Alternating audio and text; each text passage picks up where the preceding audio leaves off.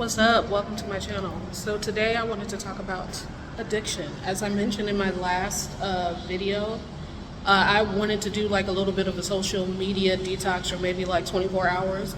And I'm gonna be honest with you, that's because there's a little bit of an addictive element to that. I saw a video, I'll go ahead and play it for you. Addiction cannot exist outside of the context of a dysfunctional social system. Humans have very specific needs from a social system. When they don't get those needs met, they are in pain. One of those needs that they have in a social system is that when they are in pain, they have somebody who's with them to work through that pain. A person who develops addiction does not have somebody to do that. So they have a social system that is causing pain, either through things that are being directly done or things that are not being done, right? And when they're in that pain, there is nobody to help them with it. So they're alone and in pain. And because of this, they have no resources with which to get out of pain. Now, if somebody doesn't have resources to get out of pain, escapism is where you go to. So addiction, it's like a rescue mechanism to get a person out of the torment that they're in when they feel like they can't change any of the circumstances to either meet their needs or to remove them from a painful stimulus. Summed it up very perfectly. She was saying that addiction can't exist outside of a dysfunctional social system. So, bro, I'm checking those boxes. I would rather not, but it's just a fact of life. I grew up in addiction. One of my parents was a gambling addict. So I grew up dealing with the effects of addiction without being able to have a say in it or change it or do anything about it.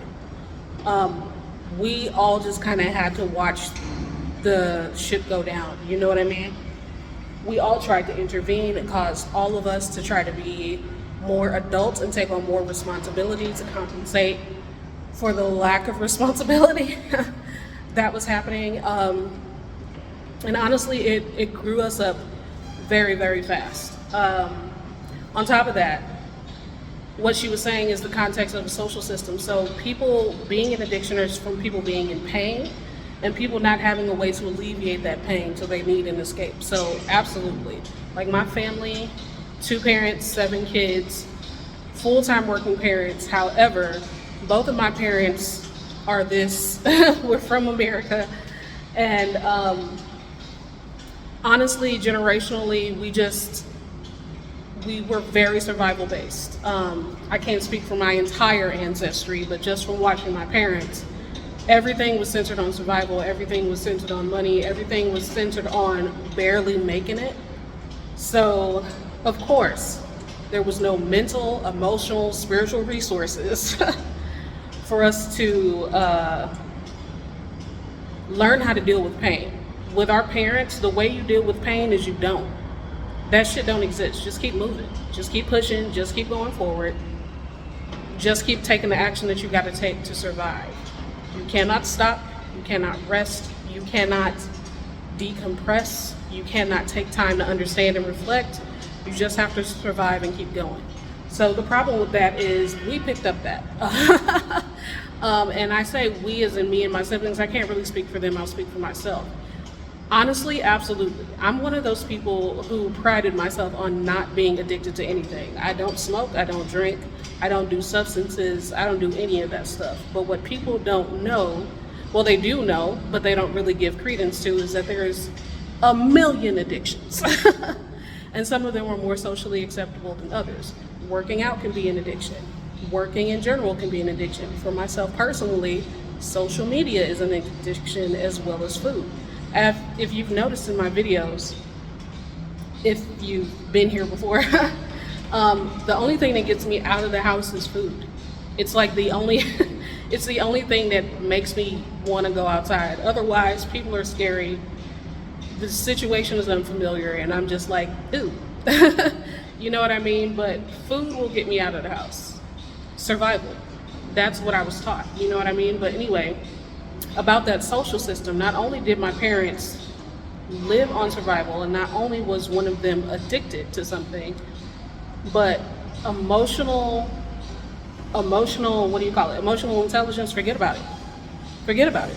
There was no such thing as in my parents' day. You know what I mean? My parents are If they were still here, they would be in their 70s, I believe. And in their time, no such thing. We didn't have all of the stuff all of the understanding that we have about the body, about energy, about emotionality that we do now. So my parents did not coddle children. Like, if you were crying, if you were in physical pain, brush it off and get up. You got to survive. If you were in emotional pain, how dare you be in emotional pain? Look at what I'm going through. You know what I mean? Like, crazy invalidation. So with parents who do not know how to sit with you and be with you, like it says in the video, through your pain, you never learn how to do it.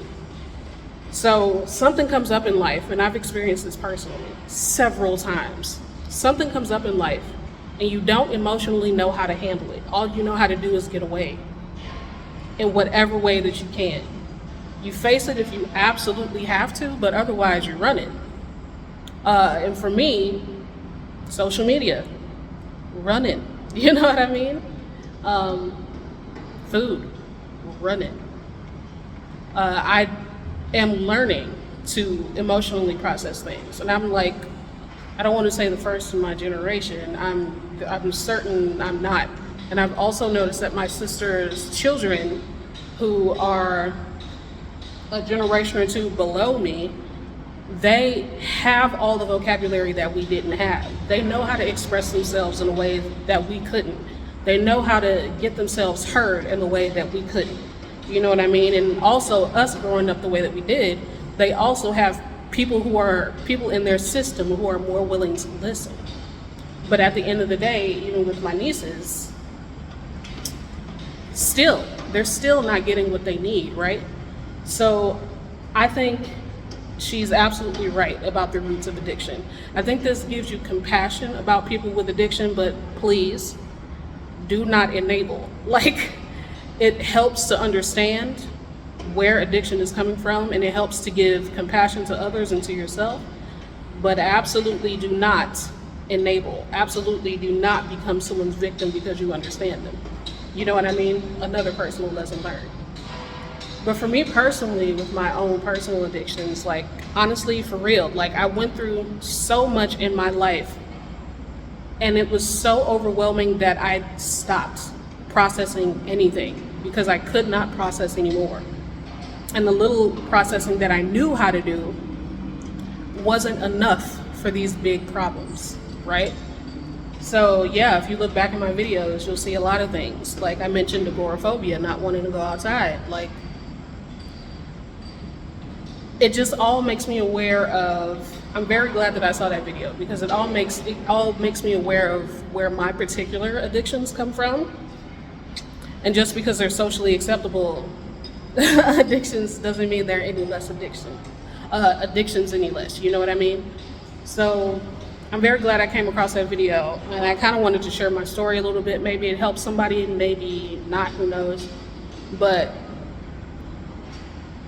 I think something we also need to pay attention to is the macro thing. Why do we have social systems that don't support us? Why do we have people around us who can't handle our emotional load? Now, I'm not saying that people should, because there's this whole thing going around that's been going around for a long time. How dare you unload onto me? Trauma dumping, they call it. Or emotional dumping. Like, how dare you dump your problems onto me when I have my own problems? First off,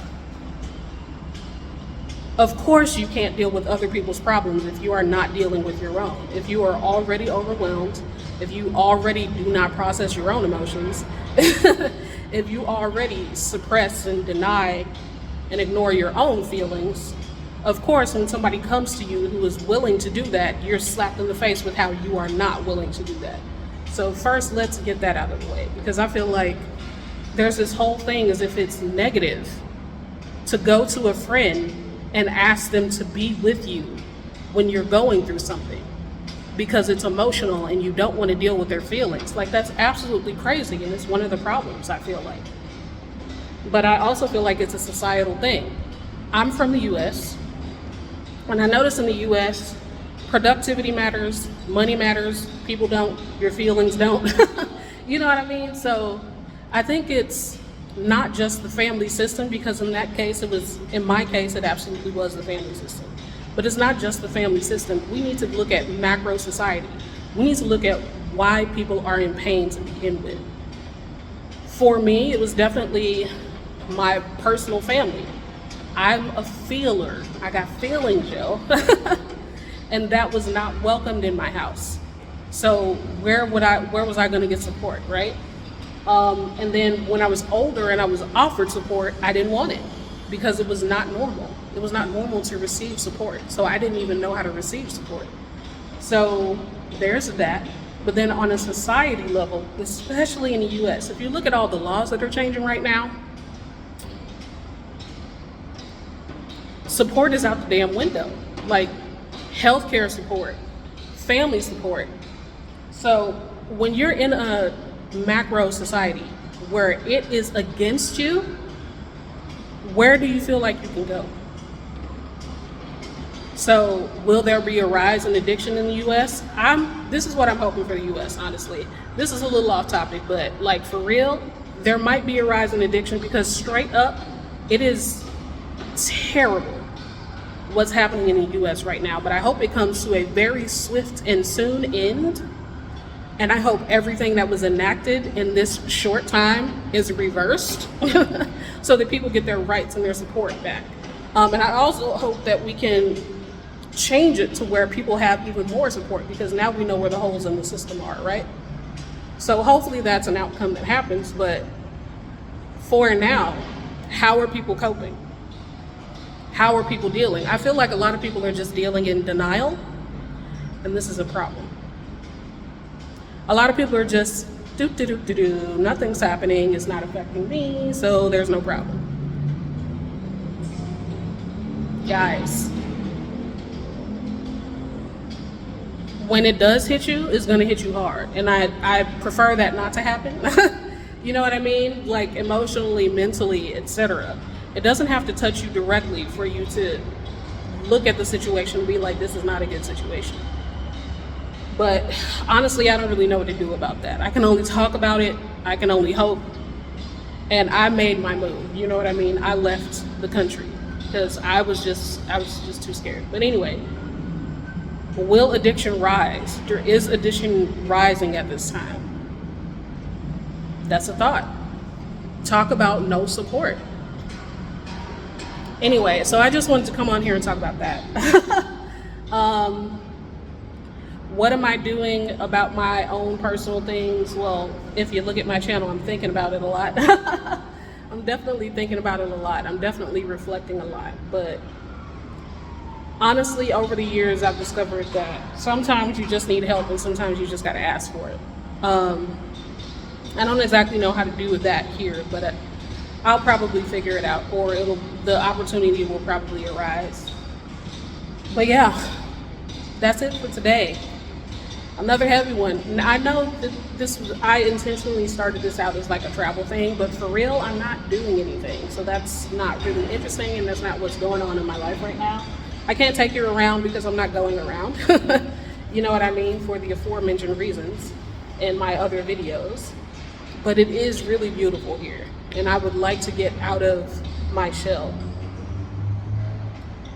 Still working it out. But anyway, thank you for listening to my TED Talk that you did not sign up for, but kind of did sign up for. So anyway, if you did, thank you so much. Like, comment, subscribe, do the things down there. You can support me if you want, and I'll see you later.